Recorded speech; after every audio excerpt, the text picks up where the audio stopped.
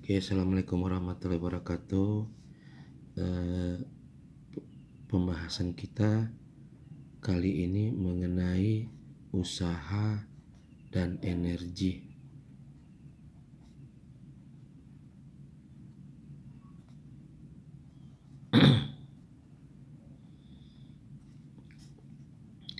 Nah, yang pertama untuk usaha.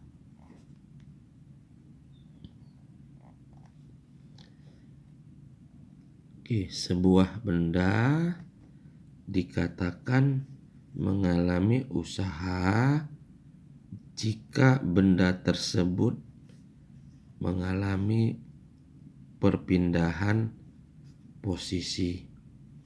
Nah, jadi misal setelah benda dikenakan gaya F, benda tadi berpindah posisinya sejauh S.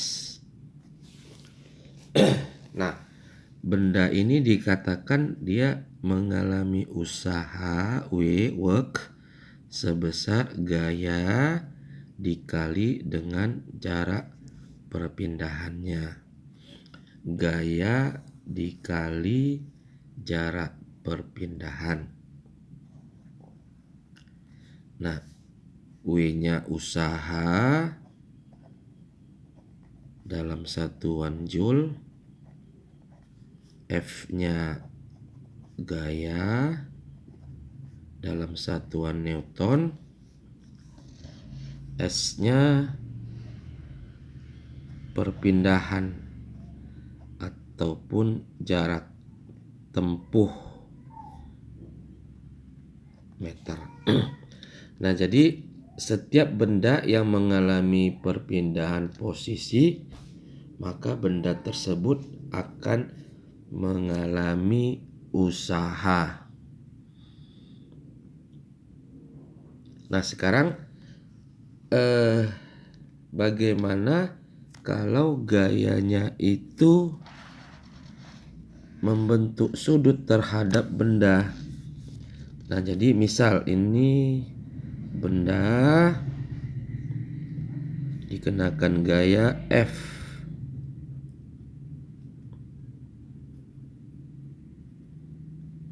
Ini alfa. Berpindah sejauh S.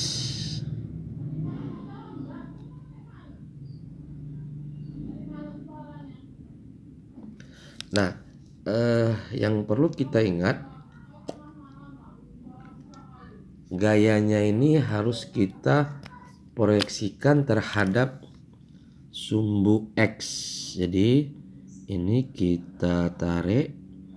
Nah, inilah kita proyeksikan menjadi Fx sama dengan F ya kosinus alfa. Kenapa? Karena proyeksi Fx ini berada di samping sudut alfa. Nah, jadi besarnya usaha yang dialami benda menjadi F kosinus alfa dikali dengan jarak perpindahan.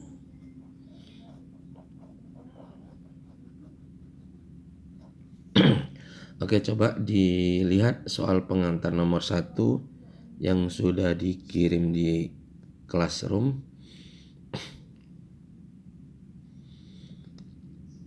Nah, pada soal nomor 1 disebutkan benda bermasa 10 kg bergerak di atas permukaan datar licin tanpa gesekan jika benda didorong dengan gaya 100 Newton yang membentuk sudut alfa 60 derajat. Berapa usahanya?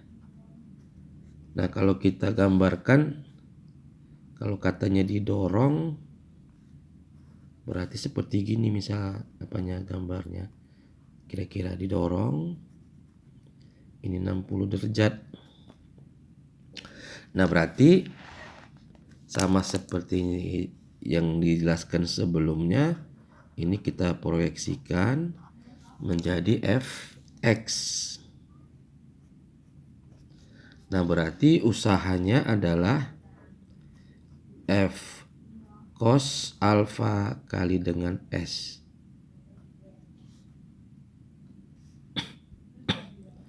F-nya 100 Newton, cos 60 setengah. Nah, jarak perpindahan 5. Berarti 50 kali 5 sama dengan 250 Joule. Nah, itu untuk soal nomor 1. Nah, untuk soal nomor 2,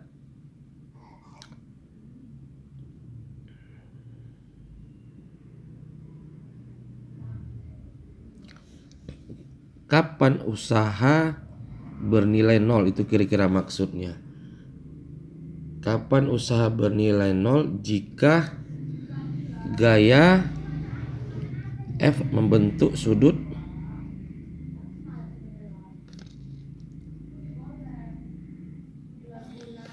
Nah, artinya kapan nilai cos alfa sama dengan 0? Nah, jadi cos alfa bernilai 0 jika alfanya adalah 90 derajat. Oke, untuk soal nomor 2.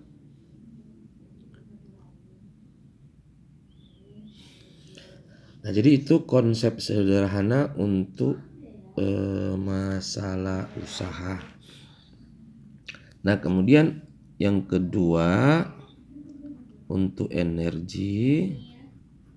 Energi itu definisinya kemampuan untuk melakukan usaha. Nah, energi sendiri nanti ada 2. Yang pertama namanya energi kinetik untuk benda yang bergerak.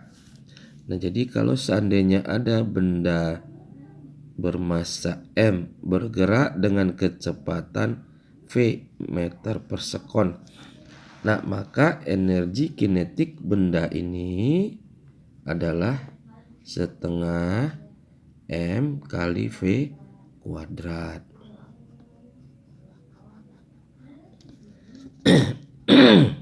Nah, jadi jika terjadi perubahan kecepatan, nah misal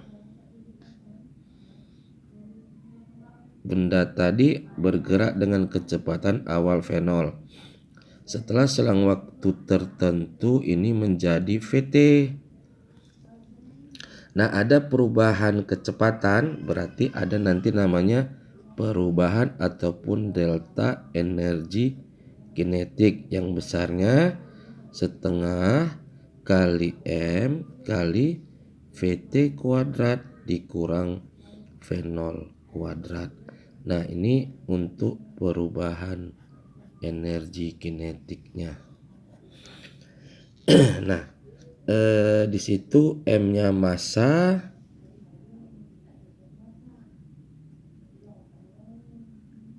kilogram, V kecepatan,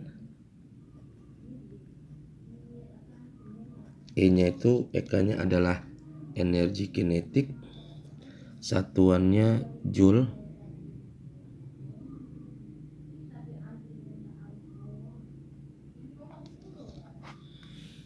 Nah, kemudian untuk benda yang berada pada posisi ketinggian ada namanya energi potensial. Nah, kalau misalkanlah benda bermassa M berada pada ketinggian tertentu. Nah, ini ketinggiannya saya misalkan H. Nah, jadi nanti di sini ada namanya energi potensial sebesar EP M kali G kali H.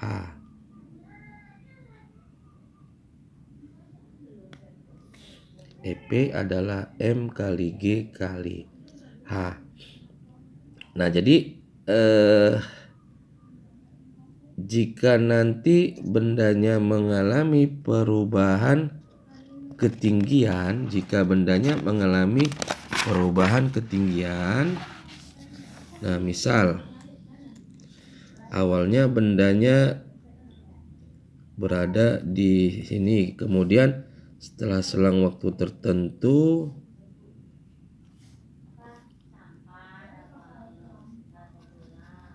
nah ini posisi H1, yang ini posisi H2. Nah, ada perubahan ketinggian, berarti ada perubahan energi potensial. Nah, besarnya ini adalah M kali G kali H1 dikurang H2.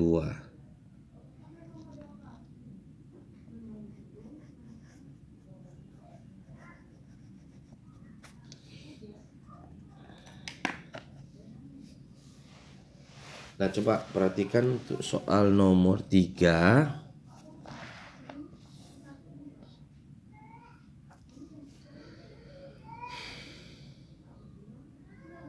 Sebuah benda 1 kg dilemparkan ke atas dengan kecepatan awal 40.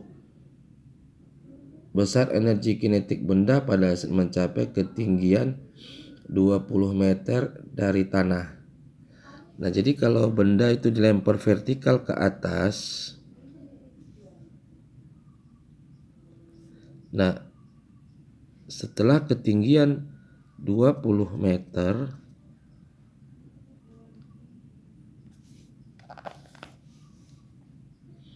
dengan kecepatan awal V0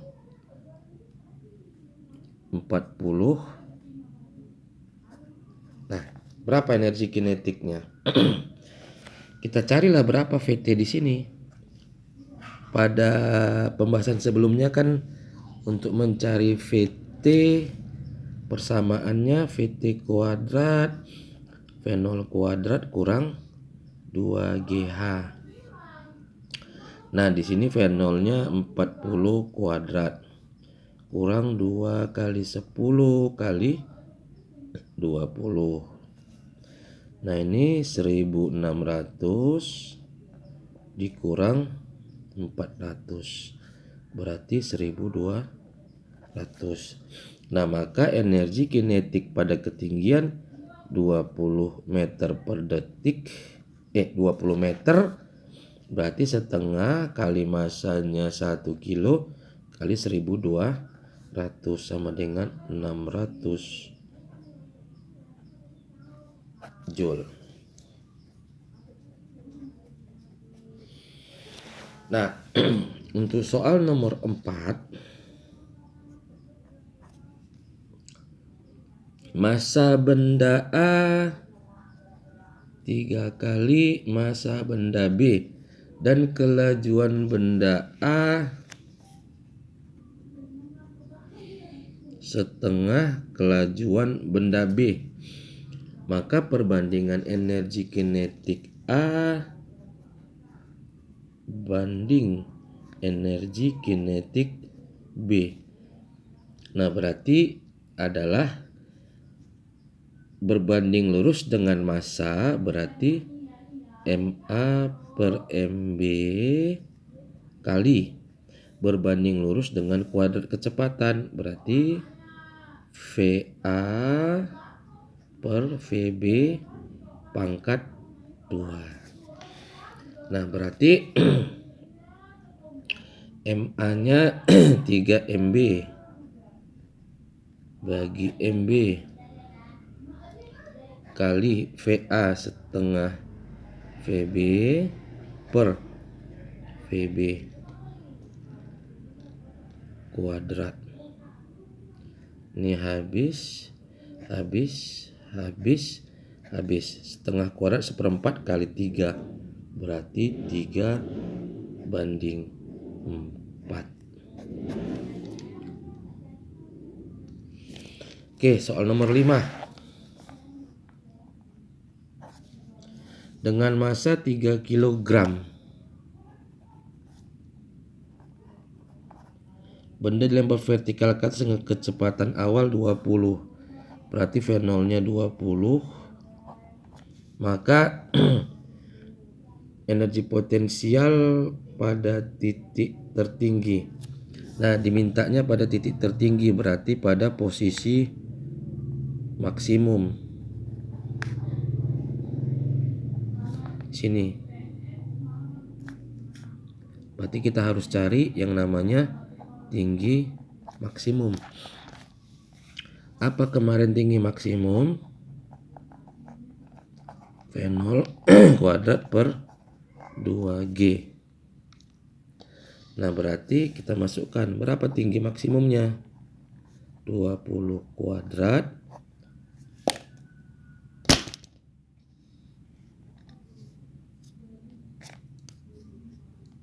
dua kali 10 berarti